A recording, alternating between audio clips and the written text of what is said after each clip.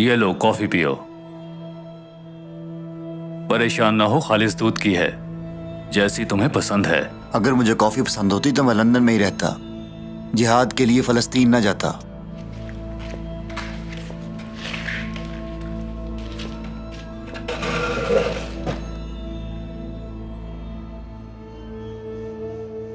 किस नाम से पुकारूं तुम्हें? दहशतगर्द कहूं या अल्जम कहूं तुम्हें? तुम जानते हो मुझे किस नाम से बुलाना है। अल्जम हूं मैं। तुम काफिर ही पैदा हुए और कुफ्र की मौत मरोगे। तुम लंदन में पढ़े लिखे हो, काफी अमीर घर से हो, और तुम शामी बाशिंदे भी नहीं हो। मुझे बस इतना जानना है कि तुम अपने बाबा से और अम्मी से नाराज हो, वरना तो तुम सारी जिंदगी लंदन में रहते, या फिर उस मलका के साथ कि जिसकी मोहब्बत में तुम गिरफ्तार होकर लंदन से शाम चले गए थे। तुम काफिर लोग ये नहीं समझोगे, मैं तो शहीद होने आया हूं। तो फिर भागे क्यों थे तुम? खड़े रहते वहां और भाइयों के साथ शहादत का रुतबा पाते। देखो, मैं नहीं भागा था। अगर तुम लोग मेरे काम में टांग ना अड़ाते तो मैं हमारा जिहाद यूरोप तक ले जाता। CIA तुम्हारे ताकुब में थी और वो जानते थे कि तुम कहां से कहां जा रहे हो।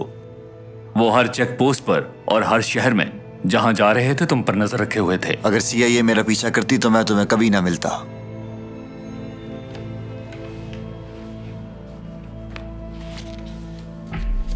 देखो, ये तुम्हारा भाई है जिसे तुम यूनान में मिलने वाले थे, और वहां से तुमने फ्रांस जाना था। और ये CIA एजेंट है। अगर मैं नहीं पकड़ता तो ये CIA का एजेंट तुम्हें फ्रांस में पकड़ लेता। CIA का मतलब जानते हो ना?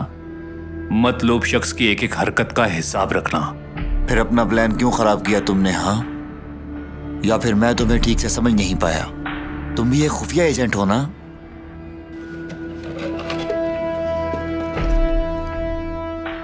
अमेरिका और यूरोप की इंटेलिजेंस अरब और मुसलमानों को एक बीमारी से ज्यादा कुछ नहीं समझते। इसीलिए उन्होंने तुम्हारा अच्छी तरह से ब्रेन वॉश किया है। इसीलिए उन्होंने तुम्हें इराक और शाम की खौफनाक दलदल में भेज दिया। वो तुम्हारा मिशन पूरा होते ही तुम्हें भी तबाह कर देंगे। तुम जैसों के लिए उन्होंने वहीं जेलें बनाई है और उनमें ही वो गल सड़ रहे हैं। मेरी फिक्र मत करो, मैं कैद भी हो जाऊं तो मेरी जगह कोई और आ जाएगा और इस्लाम के दुश्मनों के खिलाफ जिहाद जारी रहेगा। तुम फिलहाल इस बात को रहने दो, ये तुम्हारा मसला नहीं है। तुमसे पहले तुम जैसे बहुत बचा चुका हूं मैं, और इसके बदले में मैं उन साम्राज्यों के खिलाफ मालूमात तलब करता हूं। मुझे तुम्हारी तंजीम से कुछ लेना देना नहीं। जो हमारे मुल्क के अंदर तुम्हें असलहे की फराहमी देते हैं, वही लोग हमारे सबसे बड़े दुश्मन हैं। ये जानना चाहते हो हमें हथियार कौन देता है? सिर्फ हथियार नहीं, तिब्बी सामान, और जिसके साथ तेल की तिजारत करते हो, और मंशियात डीलरों का भी बताओगे। तुम्हें बहुत कुछ जानना है। मैं तो चाहूंगा तजस्सुस में ही मरो।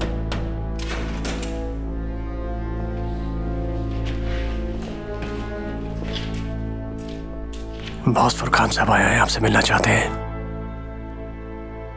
ठीक है, देखो, अगर तुमने मेरे सवाल का जवाब दे दिया तो मैं नहीं मारूंगा, वादा करता हूं। तुम एक अच्छे सौदेबाज नहीं हो। ब्रैड मैकगिल तुर्की पहुंच गया है, तुम्हें ढूंढ रहा है। कुछ ही देर में हम उसे भी ढूंढ लेंगे। अगर तुम बता दोगे तो मैं उससे कुछ नहीं कहूंगा। क्या लगता है हम तुमसे कुछ उगलवा नहीं सकते? तुम कभी नहीं चाहोगे कि तुम्हारे भाई की जान खतरे में हो।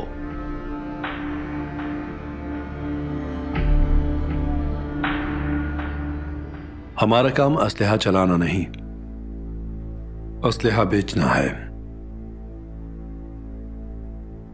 तातार, हमारे काम में एहतियात लाजमी है, काम रोक देते हैं।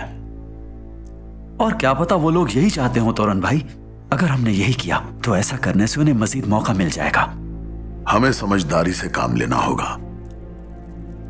उन्हें लगता है कि हम 10 दिन का काम 1 हफ्ते में नहीं कर पाएंगे,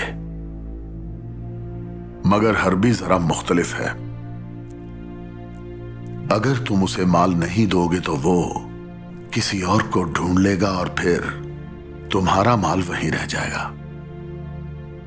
अरबी को कितना माल देना था? 2 दिन के बाद एक बहुत बड़ी शिपमेंट है और मुझे यकीन है कि महीने के आखिर तक सब क्लियर हो जाएगा। तातार, हमें इस शिपमेंट के दौरान बहुत ज्यादा मोहतात होना होगा। मगर इस बार हम अपनी शिपमेंट डूबने नहीं देंगे तोरन भाई, वरना हमारे पास कुछ नहीं बचेगा। देखो सिकंदर, ये सब तुम्ही ने संभालना है, इसलिए अपना दिमाग ठंडा रखो।